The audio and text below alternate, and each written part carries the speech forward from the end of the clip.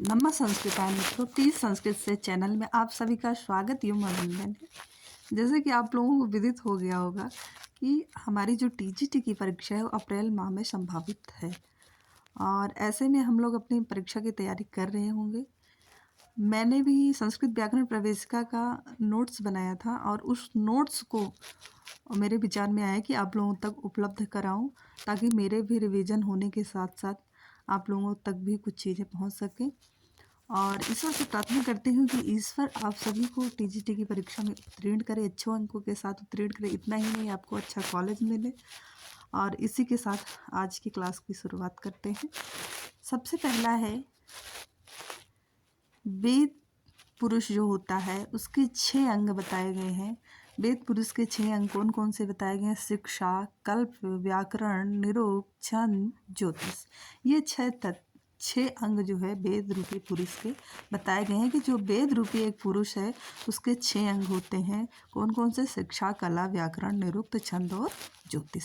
और इसके लिए एक कारिका है, यदि आप वो कारिका याद कर सकें तो कर लीजिए, वरना जो है हम आपको एक क्लू बताएंगे याद करने का, जिससे मैंने याद किया था जिस तरीके से। तो चलिए सबसे पहले हम कारिका को देखते हैं।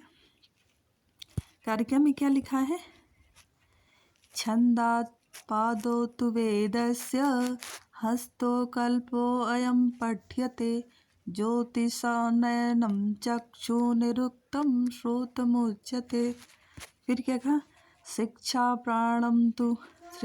घ्राणं तु वेदस्य मुखं व्याकरणं स्मृते। फिर क्या कहा? तस्मादधीत्य ब्रह्मलोके महीयते। अर्थात छंदः पादो तु वेदस्य। छंद तो पाद है इसका, वेद रूपी पुरुष का। हस्तो कल्प पठ्यते, और जो कल्प है वो वेद रूपी पुरुष का हस्तो क्या है? हाथ है। यहाँ पे द्विवचन लगा हुआ है ना। हस्तो मतलब 2 हाथ है, ठीक है। ज्योतिष नयनम, जो ज्योतिष है वो क्या है? नयन है वेद रूपी पुरुष का। चक्षु निरुक्तम, जो निरुक्त है वो क्या है? श्रोतम। निरुक्त श्रोतम, जो निरुक्त है श्रोतम मुच्यते। ज्योतिष नयनम चक्षु, यानी ज्योतिष जो है वो नयन या आँख है, और जो निरुक्त श्रोतम मुच्यते उसको क्या कहा गया? श्रोत कहा गया। वेद रूपी पुरुष का घ्राण कहा गया, कान कहा गया। तस्मात् अधीत शिक्षा तु घ्राणम, जो वेद रूप शिक्षा है वो नासिका। घ्राण मतलब क्या होता है? नासिका को घ्राण कहते हैं। तो वेद से मुखम व्याकरणम समझते, और जो व्याकरण वेद रूपी पुरुष का मुख है वो क्या है? व्याकरण है, ठीक है। तो इस तरीके से 6 अंग बताए वेद रूपी पुरुष के। और 6 अंग कौन कौन से हैं? जो वेद के 6 अंग हैं वही 6 अंग बताए। जो शिक्षा है उसको वेद पुरुष की नासिका कहा गया, कल्प को हाथ कहा गया, व्याकरण को मुख कहा गया, निरुक्त को कान कहा गया, छंद को पैर कहा गया, और ज्योतिष को क्या कहा गया? उसकी वेद रूपी पुरुष की क्या है? चक्षु है, आँख है। अब इसको याद करने का एक लाइन पहले इतना याद करेगा, छंदा तु पाद वेद से। इतना तो सबको याद हो जाएगा। यानी छंद तो जो है पैर है वेद रूपी पुरुष के, ठीक है। एक चीज़ आपका छंद क्लियर होगा, ठीक है। अब शिक्षा नासिका घ्राणम। शिक्षा जो है छींकते कहाँ? शिक्षा छा में छा रहे, और छी कहाँ से करते हैं? नासिका से करते हैं। तो ये हो गया नासिका। इससे क्लू हम बता रहे हैं आपको याद करने का। उसके बाद कल्प जो है, जब कल्प वास करने लोग जाते हैं तो ध्यान इत्यादि कल्प काहे से करते हैं? हाथ से करते हैं। तो जो कल्प है वेद रूपी पुरुष का हाथ हो गया। और व्याकरणम मुखम, व्याकरण पुरुष जो व्याकरणक होते हैं, जो अच्छे व्याकरण के ज्ञाता होते हैं, देखिए कितना बढ़िया उच्चारण मुख से करते हैं, है ना। बढ़िया बढ़िया श्लोक मुख से पढ़ते हैं सटीक एकदम। तो इस तरीके से याद कर लीजिए कि वो क्या है? वेद रूपी पुरुष का मुख है। फिर आगे कहा, एक तो स्लाइड बंद हो जाती है।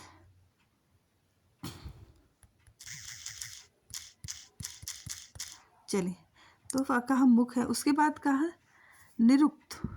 उक्त मतलब कहना होता है। और जब तुम कुछ कहोगे तो उसको कोई सुनने वाला होगा, और जो सुनने वाला होगा काहे से सुनेगा? कान से सुनेगा, श्रोतम से सुनेगा, उससे सुनेगा, घ्राणम से सुनेगा, मतलब कान से वो सुनेगा। तो इस तरीके से कहा जाए कि निरुक्त जो वेद रूपी पुरुष का क्या है? तो आप सूझे, उक्त मतलब कहना होता है, ऐसे याद रखिए। तो मतलब इसका क्या है कि कान, और जो कहोगे वो कान से सुना जाता है, तो वेद रूपी पुरुष का कान है वो। और छंद तु पादस, जो छंद जो छन छन की आवाज़ करती है। पायल वो कहाँ पहनी जाती है? पैरों में पहनी जाती है। तो जो है छंद का है पाद है। और ज्योतिष चक्षु, ज्योतिष इत्यादि जो ज्योतिषाचार्य होते हैं जो पत्रा उत्तरा देखते हैं, किससे देखते हैं? आँखों से देखते हैं, तो वो चक्षु हो गया। इस तरीके से आप इसको आसानी से याद कर सकते हैं, मतलब भूलेगा नहीं ऐसे।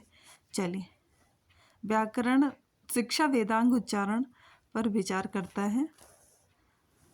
चलिए, इसमें कहा शब्द मीमांसा शब्दों की व्याख्या है, और शब्द मीमांसा शास्त्र व्याकरण शास्त्र को ही कहते हैं। व्याकरण शास्त्र को क्या कहते हैं? शब्द मीमांसा शास्त्र कहते हैं।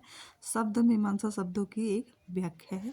फिर अब व्याकरण आ गया। व्याकरण दो भागों में बांटा गया। एक है जो पाणिनि से पूर्व वैयाकरणक हुए, जिन्होंने रचनाएं की व्याकरण की, और पाणिनि के बाद में जो रचनाएं की। तो पाणिनि से पूर्व बहुत से ऐसे वैयाकरणक हुए, जैसे इंद्र, वायु, भागुर और शाकल्य, शाक्टायन, गार, गालव, यास, कापशल, काश, कृष, ये सभी बहुत सारे हुए। और इन सभी में जो यास्क है ना, यास्क के बाद और पाणिनि से पूर्व और यास्क के बाद, इन दोनों के बीच में कोई सभी जितने भी आचार्य आए, जितने भी व्याकरणों का आए, वो उन सभी का सिर्फ उल्लेख मात्र मिलता, उनकी कोई ठोस प्रमाणिक रचनाएं नहीं है जिसको आधार बनाकर संस्कृत व्याकरण का रचना इत्यादि हो। तो कहने का मतलब रहता है कि पाणिनि से पूर्व यास्क, और पाणिनि से पूर्व और पाणिनि के जो है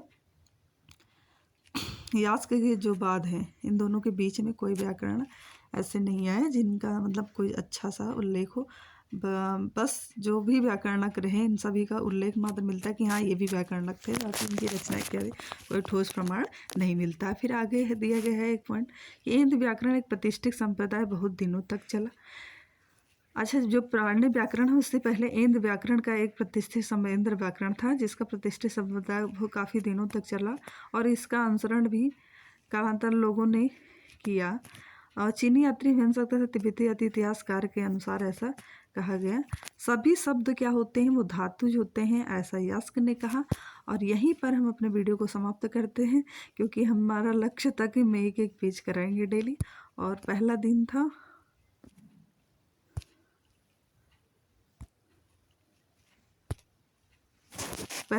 था, तो इस वजह से जो है बहुत ज़्यादा मुझे लगा कि 2 पेज शायद नहीं हो सके, लेकिन आगे से मैं प्रयास करूँगी कि 2-3 पेज जितना हो सके उतना कराने का प्रयास करूँ। चलिए, नमः संस्कृताय, नमो नमः। आप सभी अच्छे से परीक्षा की तैयारी करते रहिए। ईश्वर आप सभी को सफल करे, ऐसी शुभकामनाएं है मेरी। नमः संस्कृताय।